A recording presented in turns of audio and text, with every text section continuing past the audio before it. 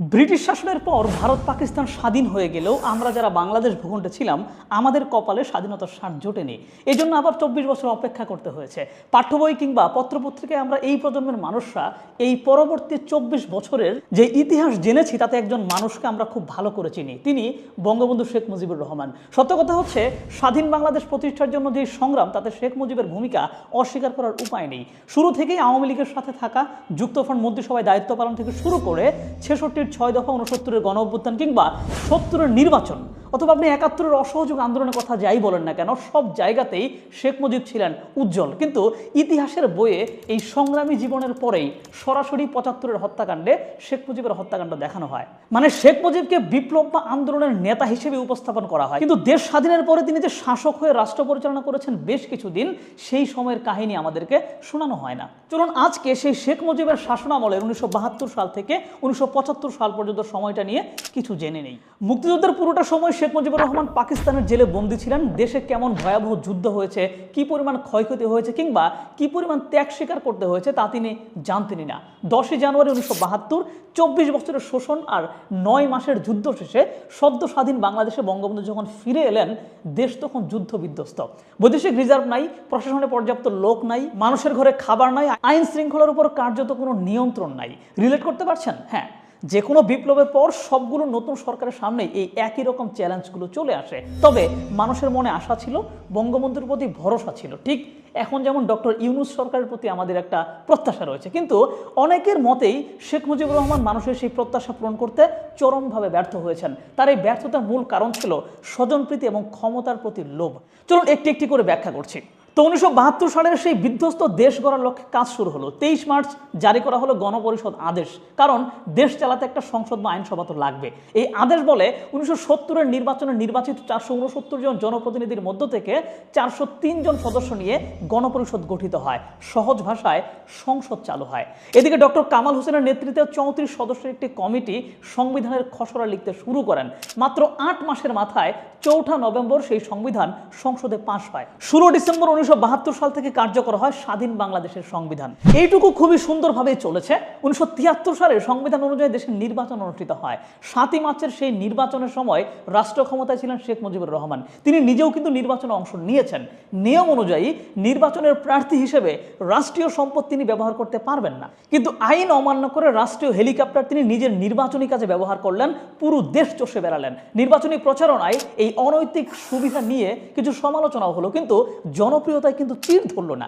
তার নিজের জনপ্রিয়তা আর রাষ্ট্রীয় সম্পদ ব্যবহার করে বিপুল প্রচারণা খুবই কাজে দিচ্ছিল।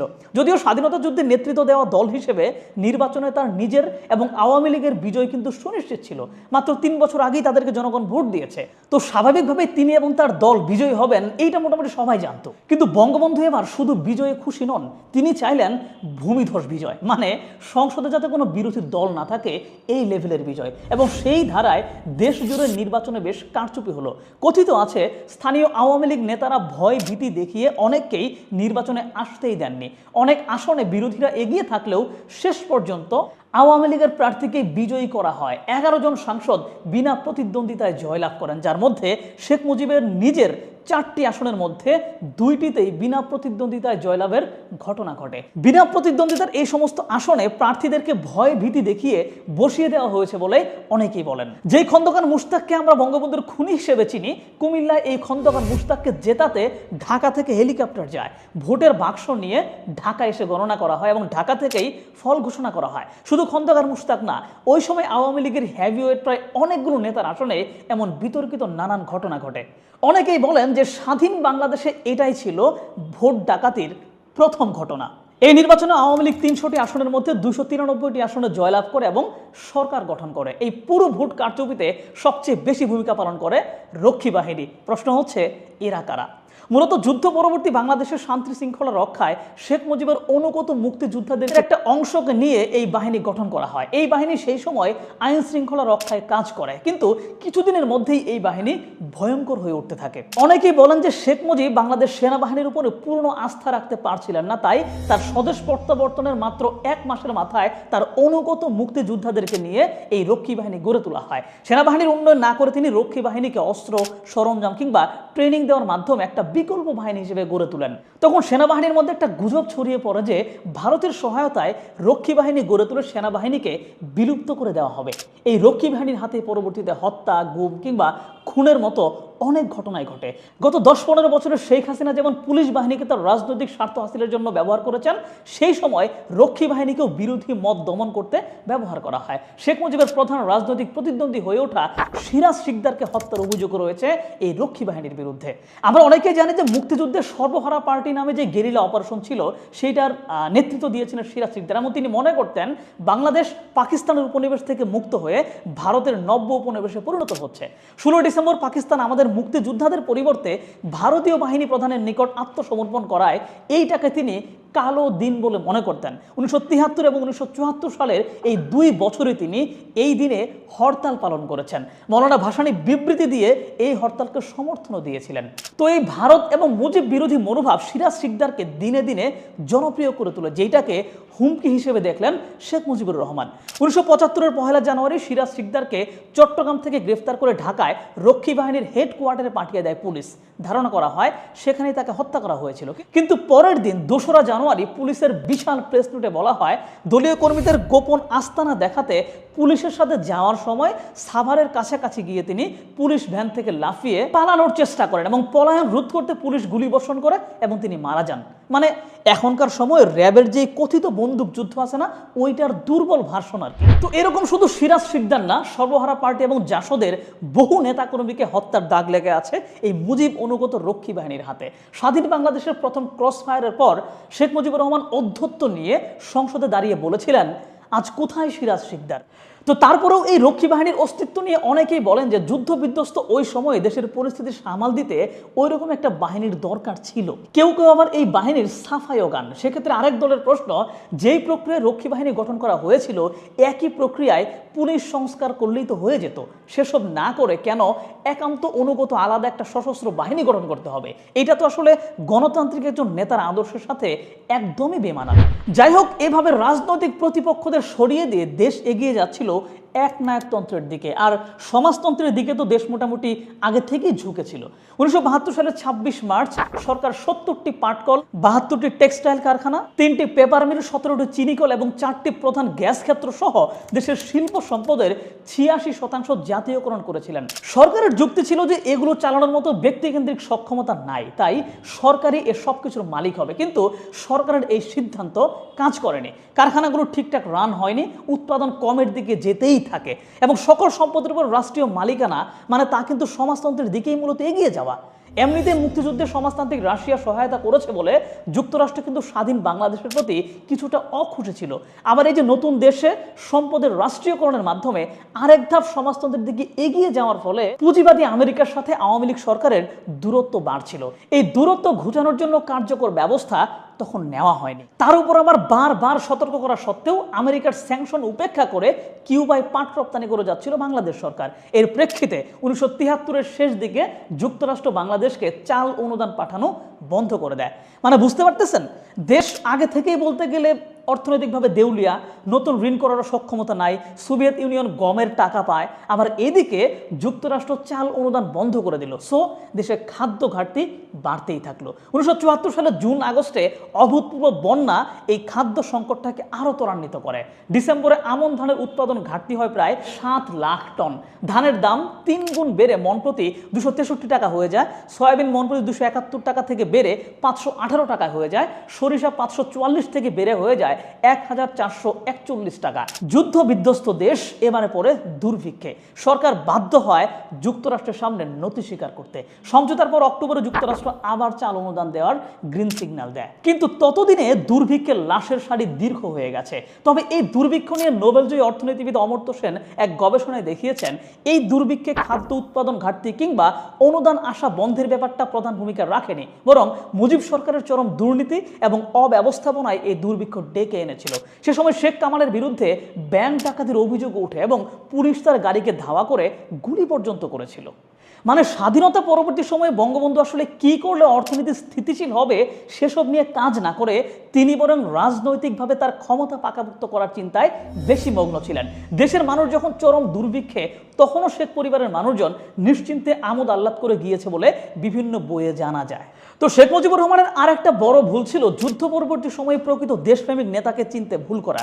তাজউদ্দিন আহমেদ যুদ্ধ পরিচালনায় ব্যাপক ভূমিকা রাখেন এবং যুদ্ধকালীন দেশের প্রধানমন্ত্রীর দায়িত্ব পালন করেন। সেই সময় তাজউদ্দিনের সিদ্ধান্তগুলোর বিরোধিতা করেছিল যুবলীগের লোকজন। যুদ্ধের পরে তাজউদ্দিনের কাছে শেখ মুজিব শুনতেই চাননি যে আসলে কি হয়েছিল, অথচ শেখ মুজিবকে জীবিত ফেরত আনার জন্য তাজউদ্দিন আহমেদ কাজ করেছিলেন এবং যুদ্ধের পরে অন্যান্য নেতারা শেখ মুজিবের কাছে তাজউদ্দিনের নামে নানান ভুল তথ্য দিয়ে আসলেও তা নিয়ে শেখ মুজিব তেমন কিছুই করেনি। তাজউদ্দিন আহমেদ প্রকাশ্যে শেখ মুজিবুর রহমানের স্বজনপ্রীতির সমালোচনা করেন, যুদ্ধাপরাধীদের সাধারণ ক্ষমা ঘোষণার বিরোধিতা করেন, যেগুলো শেখ মুজিবের আসলে ভালো লাগতো না। তিনি চাইতেন এমন মানুষ যে শুধু তার কথা সমর্থন করে যাবে। এর সাথে যুক্ত হয় তাজউদ্দিনের পশ্চিমা বিরোধিতা। যখন দুর্ভিক্ষ সামাল দিতে পশ্চিমাদের সহায়তা দরকার, তখন পশ্চিমারা সহায়তা করার পূর্বে শেখ মুজিবের মন্ত্রিসভায় পরিবর্তন আনার কথা বলেছিলেন। তখন তাজউদ্দিনকে বলির পাঠা বানিয়ে শেখ মুজিব তাকে পদত্যাগ করতে বাধ্য করেন। অর্থসহ 4 মন্ত্রণালয় থেকে তাজউদ্দিন ইস্তফা দিলেন। ঐতিহাসিক চরমপত্রের রচয়িতা এবং পাঠক এমান আখতার মুকুল তাজউদ্দিনের পদত্যাগ সম্পর্কে লিখেছেন, মন্ত্রিসভা থেকে তাজউদ্দিন বিদায় নিলেন, মনে হলো বঙ্গবন্ধুর কোমর থেকে শানিত তরবারি অদৃশ্য হয়ে গেল। আর এরপরেই শেখ মুজিবকে ঘিরে ধরে সব দুধের মাছিরা। শেখ মুজিব নিজের অজান্তেই এদের আশকারা দিতে থাকেন, কারণ এরা তাজউদ্দিনের মতো দ্বিমত পোষণ করে না, ভাসানীর মতো পরামর্শ পাঠায় না, জাসদের মতো বিরোধিতাও করে না। শেখ মুজিবের সব আদেশ শিরোধার্য হিসেবে মেনে নেয়। এমনই এক দুধের মাছি গোলাম মুস্তফা। এক বিয়ের অনুষ্ঠানে গাজী গোলাম মুস্তফার ছেলে মেজর ডালিমের স্ত্রীকে উত্ত্যক্ত করে। যথারীতি ডালিম প্রতিবাদ করেন এবং এই ঘটনাকে ঘিরে মেজর ডালিমকে তার স্ত্রী সহ তুলে নিয়ে যাওয়া হয় ধানমন্ডির 32 নম্বর বাড়িতে। এদিকে মেজর ডালিম এবং তার স্ত্রীকে অপহরণের খবর ছড়িয়ে পড়লে বজলুল হুদা সহ সেনাবাহিনীর কতিপয় সদস্য গোলাম মুস্তফার বাসা ভাঙচুর করে। আর এই পুরো ঘটনার বিচার হিসেবে শেখ মুজিবের নির্দেশে বজলুল হুদা, মেজর ডালিম সহ এই সেনাদের সেনাবাহিনী থেকে ডিকমিশন করা হয়। এই ছিল শেখ মুজিবের বিচার ব্যবস্থা। আর এই ডিকমিশন অফিসাররাই কিন্তু পরবর্তীতে 15 আগস্টের হত্যাকাণ্ডের নেতৃত্ব দিয়েছিল। এরকম নানান অনিয়ম আর দুর্নীতি চলা অবস্থায় শেখ মুজিব তার ক্ষমতাকে আরও স্থায়ী করতে 1975 সালের 24 ফেব্রুয়ারি অন্যান্য সকল রাজনৈতিক দল ভেঙে দিয়ে বাংলাদেশ কৃষক শ্রমিক আওয়ামী লীগ বা বাকশাল নামে জাতীয় রাজনৈতিক দল গঠন করেন। নিষিদ্ধ হয় আওয়ামী লীগ নিজেও। গণতন্ত্রের জন্য লড়াই করে স্বাধীন বাংলাদেশে একদলীয় শাসন শুরু হয়। সাম্প্রতিক সময়ে কেউ কেউ এই বাকশাল গঠনটাকে পজিটিভলি ব্যাখ্যা করেন, কিন্তু ওই সময়ের প্রেক্ষাপটে এইটা কিন্তু চাইনিজ কমিউনিস্ট পার্টির মতো একদলীয় গণতন্ত্র ছিল না। চাইনিজ কমিউনিস্ট পার্টির ভেতরে নির্বাচন হয়, রুট লেভেল থেকে নির্বাচিত হতে হতে সর্বশেষ টপ লেভেলের নেতারা ভোট দিয়ে প্রেসিডেন্ট বানায়। কিন্তু বাকশালে বঙ্গবন্ধু নিজেই চেয়ারম্যান ছিলেন, কারো ভোটের দরকার এখানে ছিল না, যেটা একনায়কতান্ত্রিক একটা শাসনের ইঙ্গিত দিচ্ছিল। বাকশাল কার্যকর হওয়ার কথা ছিল 1 সেপ্টেম্বর থেকে, সেই মোতাবেক চলছিল প্রস্তুতি। দেশ জুড়ে রক্ষী বাহিনী ব্যাপকভাবে এই নিয়ে কাজ করছিলেন। 4টি পত্রিকা ছাড়া সমস্ত পত্রিকা নিষিদ্ধ করা হয়। দেশে কোনো বিরোধী দলও ছিল না। ক্ষমতার একক কেন্দ্রে চলে যান শেখ মুজিবুর রহমান। কিন্তু নতুন এই ব্যবস্থা জনমনে আশা জাগাতে পারেনি। রাষ্ট্রবিজ্ঞানী অধ্যাপক দিলারা চৌধুরী বিবিসিকে বলেন, মূলত এই বাকশালের আদর্শের ভিত্তিটা অত্যন্ত দুর্বল ছিল, কারণ বাকশালের মতো একটা ওয়ান পার্টি স্টেট করতে হলে সেই পার্টিটার গ্রামগঞ্জ সর্বত্র জায়গায় একেবারে কমিউনিস্ট পার্টির মতো মানুষের মাঝে ঢুকে যেতে হবে। আদর্শের ভিত্তিটাকে একেবারে স্ট্রং করে নিয়ে আসতে হবে গ্রাসরুট লেভেল থেকে। সেই ভিত্তিটা তো ছিলই না, সেই জন্য জনগণের মধ্যে অসন্তুষ্টি দেখা দিয়েছিল। আর এই জনগণের অসন্তুষ্টির সাথে সেনা সদস্যদের মধ্যেও অসন্তুষ্টি দেখা দেয়। এক দলের শাসনে কতটা ভয়ঙ্কর পরিস্থিতি হতে পারে তা আন্দাজ করতে পেরেছিলেন অনেকেই, কারণ আগে থেকেই শেখ পরিবার এবং তাদের ছত্রছায়ায় থাকা মানুষজনের অত্যাচার এবং লুটপাট শুরু হয়েছিল। বাকশাল কায়েম হলে তা আরও বাড়ত। এজন্য একদল সেনা অফিসার শেখ মুজিবকে হত্যার পরিকল্পনা করেন। তারা 32 নম্বর বাড়িতে ঘেরাও করলেন, আর শেখ মুজিব একে একে তার সকল দুধের মাছিদেরকে কল দিলেন। কেউ পালিয়ে যেতে বললেন, কেউ দেখছি বলে কিছুই করলেন না, আবার কেউ কেউ ফোনই তুললেন না। দেশের রাষ্ট্রপতি হয়েও বড় একা, বড় অসহায়ত্ব অনুভব করলেন তিনি। মজার ব্যাপার হচ্ছে যে ডালিমকে ঘিরে সেনা সদস্যদের ডিকমিশন, ক্ষোভ আর শেষমেশ এই শেখ মুজিবকে হত্যা পরিকল্পনা, সেই মেজর ডালিম কিন্তু সেখানে ছিলেন না। তিনি হত্যাকাণ্ডে নেতৃত্ব দিতে মূলত অস্বীকার করেন, ফলে তাকে পাঠানো পাঠানো হয় অভ্যুত্থানের বাকি অংশ সামলাতে। মেজর ডালিম বাংলাদেশ বেতারের নিয়ন্ত্রণ নেন এবং একটি ঘোষণা দেন যে আমি মেজর ডালিম বলছি, শেখ মুজিবকে হত্যা করা হয়েছে, খন্দকার মুশতাক আহমদের নেতৃত্বে সেনাবাহিনী ক্ষমতা দখল করেছে, কারফিউ জারি করা হয়েছে। তো বুঝতেই পারলেন যে সংগ্রামে নেতৃত্ব দেওয়া বঙ্গবন্ধু শেখ মুজিবুর রহমান যতটা জনপ্রিয় ছিলেন, তিনি শাসক হিসেবে ততটাই ব্যর্থ হয়েছেন এবং তিনি যেই সমস্ত উদ্যোগ গ্রহণ করেছিলেন সবগুলি মূলত ব্যর্থতায় পর্যবসিত হয়েছে। এবং তিনি তার ক্ষমতাকে আগলে রাখার জন্য, ক্ষমতাকে ধরে রাখার জন্য তিনি স্বজনপ্রীতির আশ্রয় নিয়েছিলেন এবং বহু অনৈতিক কাজও তিনি করেছিলেন, যেই ব্যাপারগুলো আসলে মানুষের ভিতরে একটা অসন্তুষ্টি গড়ে তোলে, যেখান থেকে তাকে হত্যা করা হয়। তো এই যে শেখ মুজিবকে হত্যায় নেতৃত্ব দেওয়া মেজর ফারুক এবং মেজর রশিদ এই হত্যাকাণ্ড সম্পর্কে বলেছিলেন যে সে সময় শেখ মুজিব এমন অবস্থায় চলে যাচ্ছিলেন, তাকে হত্যা করা ছাড়া আসলে আর কোনো উপায় ছিল না। যাই হোক, অস্থির বাংলাদেশ আরো অস্থির হয়ে ওঠে এই হত্যাকাণ্ডের মধ্য দিয়ে এবং পরের 15 বছরের অস্থিরতার বীজ বপন হয়, আর পরিবার সমেত শেখ মুজিবুর রহমানের নিথর দেহ পড়ে থাকে বাড়ির সিঁড়িতে। তো আজকে হচ্ছে আমরা মূলত বঙ্গবন্ধুর সময়কার যে 3-4 বছরের শাসন, সেটা সম্পর্কে মোটামুটি একটা ধারণা লাভ করলাম। এই ব্যাপারগুলো জানার জন্য আপনাদের অনেক বই পড়া লাগবে, কারণ অনেক কিছু জানার আছে। আমি যতটুকু জেনেছিলাম সেটি আপনাদেরকে জানাইলাম এবং এর পরের ভিডিওতে আমরা এই 75 সাল থেকে শুরু করে 1981 সাল পর্যন্ত আরেকজন নেতা জিয়াউর রহমানের শাসন আমল সম্পর্কে জানবো। তো সে পর্যন্ত সাথে থাকবেন, ভালো থাকবেন, দেখা হচ্ছে পরের ভিডিওতে।